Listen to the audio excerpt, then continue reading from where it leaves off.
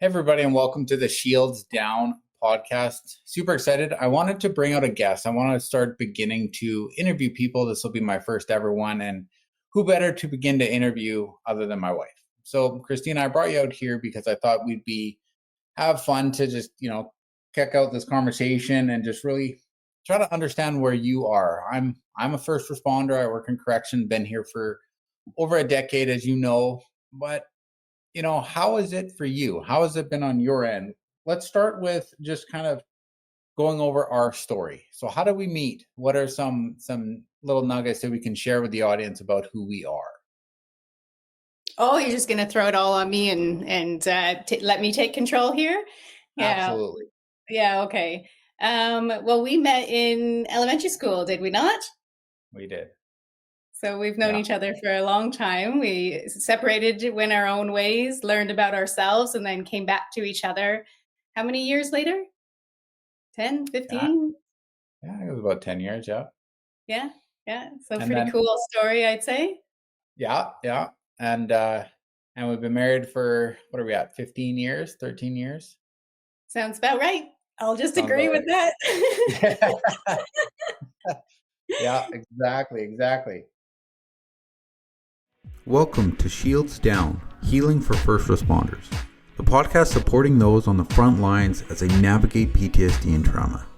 Each episode brings stories of resilience, expert insights, and tools for recovery, offering hope and a path forward. So put your shield down, reclaim your strength, and remember, you're not alone. So we'll just dive straight into these questions because I really want the audience to understand kind of what it's like on your end, what it's like when I come home. If there are things, I'm sure I'll find out things about that you felt about me over this call, and that's great. I'm excited for that.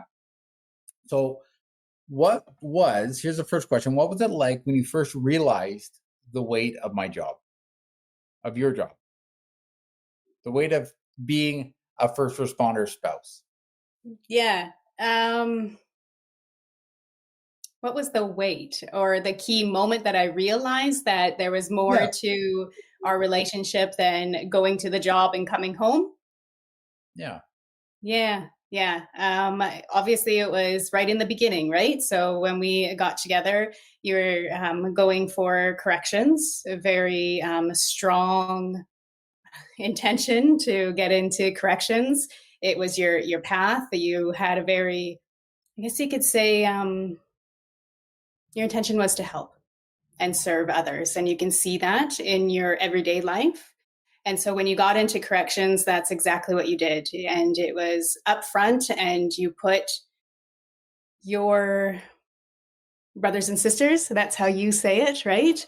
In the forefront, and you were there to protect them. And it really came out in you, and you never left it at work, where people say, leave the job when you walk off of the gates or however the parking lot when you drive away. You never did that. You wanted to ensure that your comrades were still safe and sound even when you were home. So that's when I realized that it was more than just a job to you, and it was going to be a lifestyle for us. Absolutely. And in the beginning there, when I started coming home and not leaving things at work, was there any personality changes that I came through? Maybe, showing different signs of things that triggered me, anything like that? Yeah, absolutely. And I think everybody falls into this, but I think first responders fall very hard on this. You're withdrawn, right?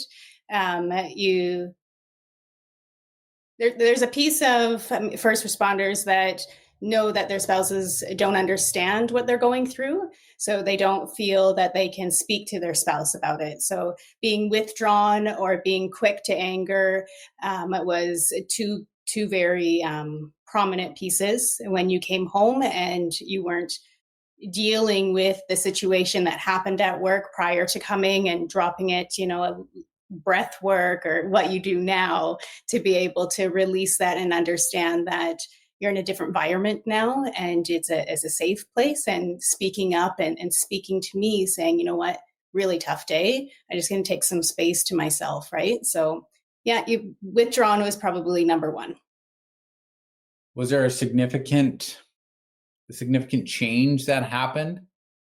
Um, like, the big change that I'm talking about in our life, about losing Lucas, that kind of, who, for those who don't know, Christina and I went through the loss of a 16-month-old child. It was about 13 years ago now, and obviously we still work through it. And I know she got a lot of triggers from it. I got a lot of triggers from it, and it really shook us to the core. So we had to find different avenues to kind of understand the direction we wanted to go in. And I know mine was helping first responders with their PTSD, because that's who I am, that's who I connect with. What was your avenue that you kind of decided to venture into, and why? Are you speaking about diving into my own personal growth journey? Yes. Yeah. I turned into healing in within, instead of pushing it away and not acknowledging it, right? So, and I think because the two of us did that, that's how we became stronger as a couple and understanding each other better. So for myself, it wasn't my fault that my son passed away. And I did do everything that I could to stay strong for him. And speaking it out loud and understanding that I can still be happy, even though I lost my son, was key. After Lucas and everything, I know that I personally dove more into work, and I also withdrew, like with what you were saying. And as a spouse, what was the moment that you kind of realized that you were going to have to deal with certain issues of depression or burnout or post-traumatic stress disorder? For me, because I know I didn't recognize it within myself in the beginning, but what were the kind of the signs? What are some of the things that you could share with maybe the spouses of people out there, or friends of people out there, that you can be like, okay, look, you're doing this a little bit, and to try to kind of guide them down that right path? Mm. No pressure. Ready to learn some stuff about yourself? No. Yeah, absolutely. Yeah, Bring it on. no, I think it's what I call as default mode, right? So when we become fearful, doubtful, we have a trigger that pops up. We go into default mode, a place that we don't want to be, because we're trying to be a better version of ourselves, right? So whether it being spending hours on video games, that was a key one for you, zoning out, right? Pretending like nothing else was happening and just forgetting that there's family out there, that your wife is there to speak to. So figuring out what the default habits were for you. And, sleeping more was a huge one for you. You wanted just to sleep away the pain, right? You wanted to sleep away that anxious feeling, and just, if I fall asleep, I won't feel it, and I'll wake up and hopefully I'll feel better. But it never came to that solution until you recognized it yourself. And for me, it was in that supportive mode, right? So, okay, I'm starting to see video games on the screen more. I'm seeing more naps during the day, sleeping longer. You're a person that wakes up in the morning and you're ready to go. So if you're sleeping longer, that's a trigger for me to be, okay, maybe I can slowly ease a conversation and open up his conversation, his mind, saying, okay, come on, let's go. It's time to recognize where you are and what can you do to get out of this space. Yeah. Absolutely. And that's a that's a great point there, because I honestly didn't realize you knew that much. Right. I thought I was able to hide it more from you, but obviously, as someone that cares about someone in the first responder role, you pay attention. And that's where we have to recognize that there is support out there for us. There is support. There is people around us that love us. And regardless if you recognize what you're going through, they do. And they're there to help. And you pointed out right there that you were there, and you're like, what can I do now? How can I help them get through this phase? And get to the other side of that. And that's absolutely amazing. And, I love you more for it because you've made me a stronger person. So you think? So I think. Maybe I've just brought more emotions to the table that you have to show. Absolutely. So have you dealt with, as a spouse of a first responder, is there any, symptoms of burnout or depression or post-traumatic stress disorder that you've been dealing with because of situations? Because I know that I tell you things that happen at work. Obviously, I leave a lot of the confidential things out, but I do tell you about what I've gone through, the scenarios or the situations that I've gone through. Now, have any of these caused more of an emotional state for you where it could kind of be leading you down that PTSD path or depression or anything like that for yourself? I think the natural answer would be yes, but I'm going to say no. I'm going to say no because I work on myself. So the more that I work on myself, the more that I'm able to stand strong for you when this is happening and understand when you need more space or when you need more of a push, right? A lot of the time, I'm going to be blunt on your podcast here, is when we hold back as spouses, we're not doing anything for our spouse, right? And when we work on ourselves more, then we're going to be able to help our spouse more, right? The only way to be able to help somebody that you love is to lead yourself. So if I'm working on myself on a daily basis, understanding what you're going through is not my fault. It's not, the anger that you have is not towards me. And I can understand that piece and let it go off of my shoulders. I can come into a conversation with you with more understanding and more grace that you are going through something and it's not my fault.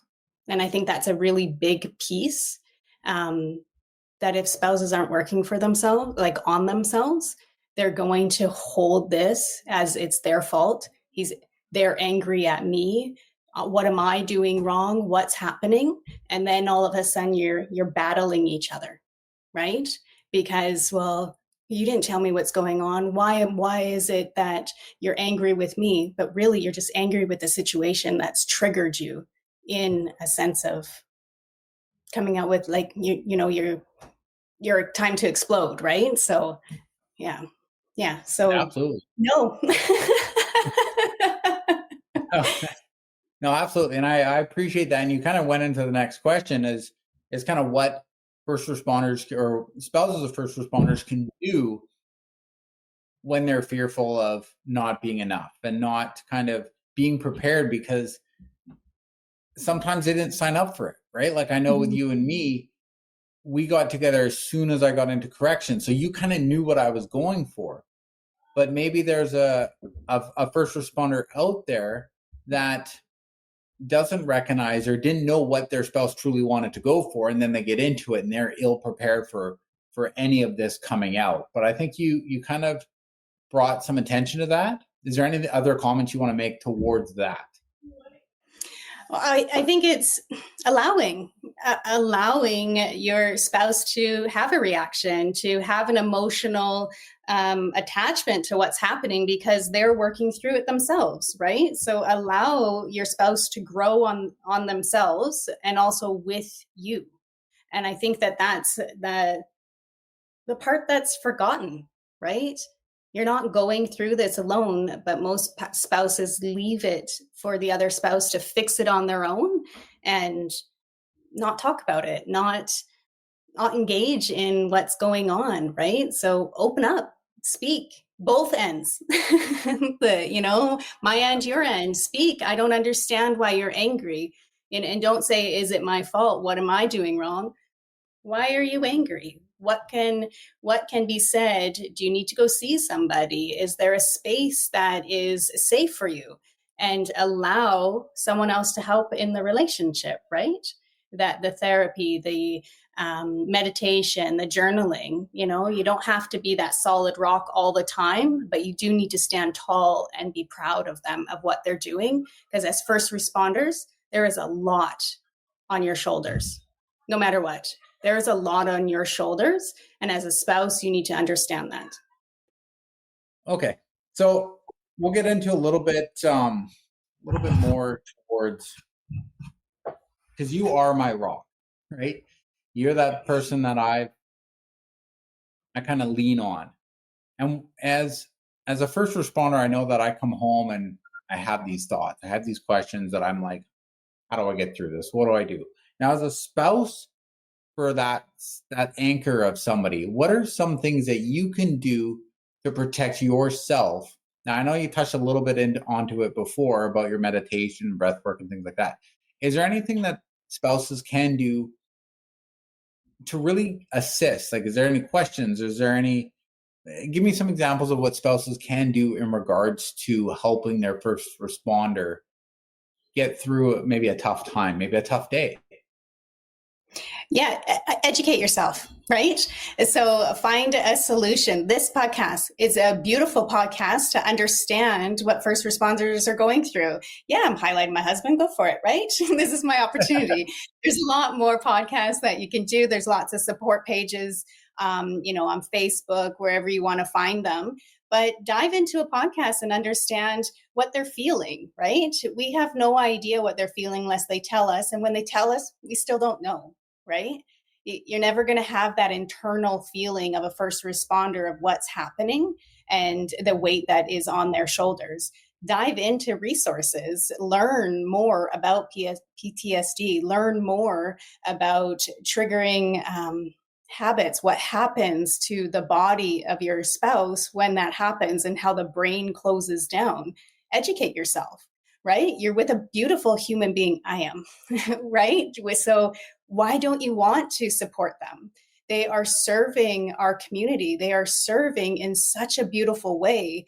So why not educate yourself, lead yourself, and be that rock for them and be proud of it?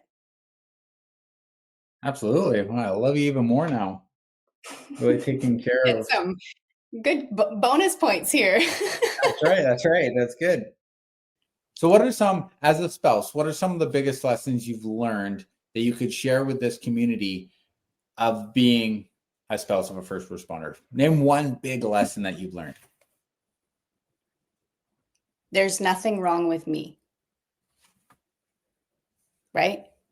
So we take on a lot of the extras, the byproduct of your spouse going through a traumatic event, and it's not me. I think that's the biggest piece, is when people are trying to fix, and I think that's kind of like a negative way of looking at it, but trying to fix you, that's not going to happen. I need to support you. I need to understand where you're coming from, and I need to understand that I'm not the problem. So the anger that's coming out, it's not me.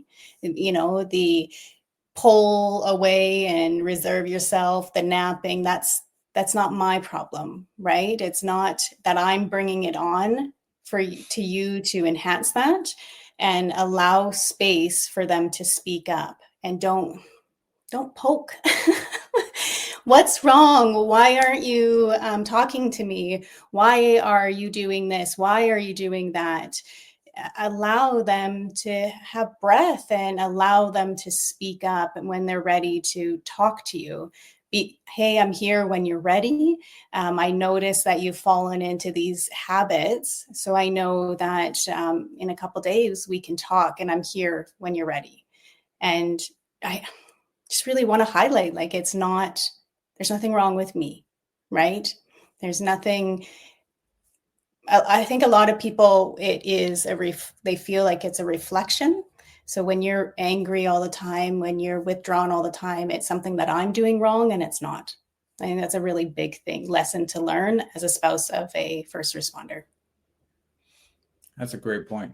It's a great point. And I appreciate that, because I know that there have been days that I've come home and I've withdrawn myself, or I've yelled and been put anger towards you.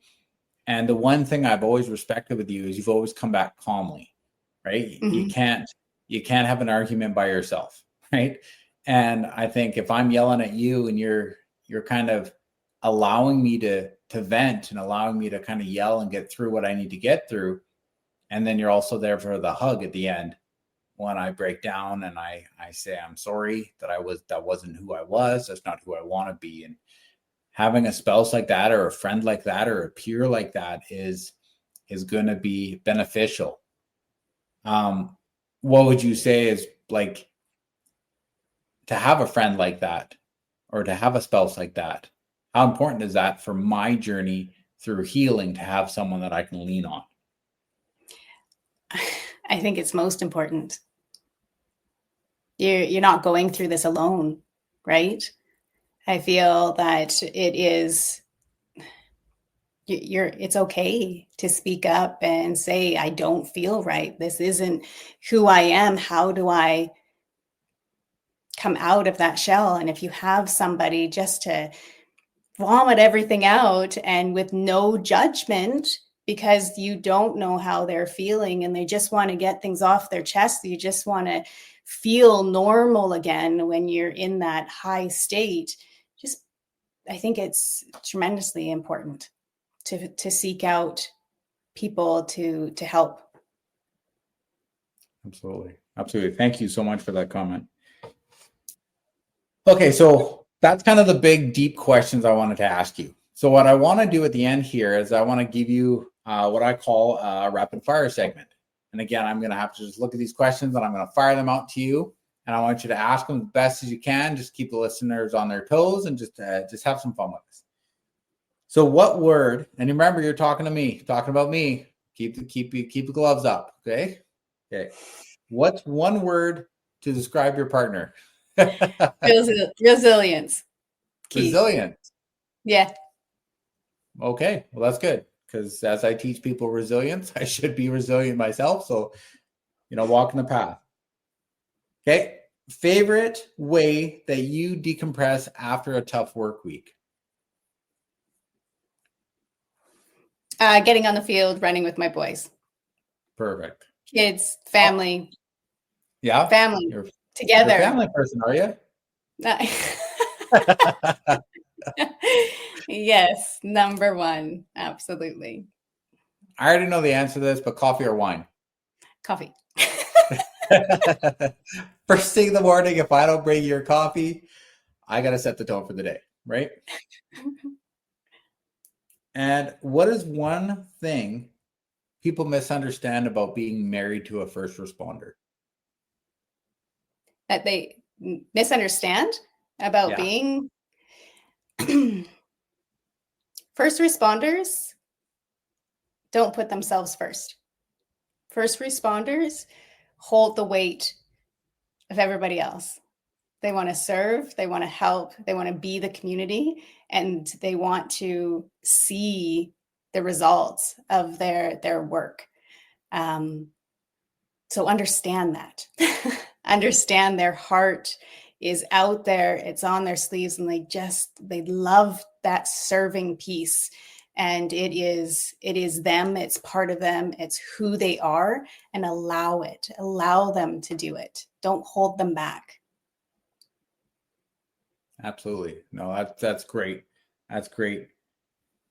So did I actually answer that question? Yeah. You did more than one thing, but that's fine. Okay. Yeah. No, that's all good. It's all good. And then I just want to, so we're at the end now. So I just want to ask you, is there any final thing you want to say to spouses out there of first responders that are going through this journey? Is there any kind of final advice you want to give them that we can kind of hit the nail on the head here? Any advice for spouses of first responders? Oh, you have such a beautiful spouse. I think it is understanding who you are, who you're with, for one, right? The weight that they're taking on, and to educate yourself. Listen to any resources. And I know that you put a lot of resources out there in regards to PTSD, understanding how first responders feel, which I think is key for a spouse to understand. But educate yourself. It's not a one-time shot. I have PTSD. Okay, great. Now I don't. It's something that it feels like it's there all the time for you guys. And so it's random, right? Something will trigger and those emotions come back because our brain teaches us to protect ourselves. So we need to put up the wall. You need to, revert from being your best version in that moment. And if the spouse can educate themselves and give the first responder the space to learn about themselves while speaking to others, and I think it would be a beautiful piece for that spouse to give and learn. Awesome. Well, I want to thank you, Christina. I really appreciate you, and as my wife and as my rock and my foundation, I appreciate that you're willing to step onto this. I know there's some vulnerability that you had to put out there as my wife to come on my podcast and know that people in the public are going to hear our story. So thank you again. I appreciate that. And remember, everybody, you can get through this, right? You have to see and believe at the end of the tunnel. You have to know and believe that there are people around you, regardless if it's your spouse, regardless if it's a peer, coworker, there are people around you that care about you and want to see you succeed at the end of this journey. So keep pushing forward and keep moving towards that healing process that you're going after. Thank you for tuning in to Shields Down, Healing for First Responders. Remember, healing is a journey, and each step forward matters. Now, if today's episode resonated with you, share it with someone who might need it. And don't forget to subscribe for more stories, insights, and tools for recovery. Together, we'll build a stronger, more resilient community. Until next time, stay safe, stay strong, and we'll see you on the next episode.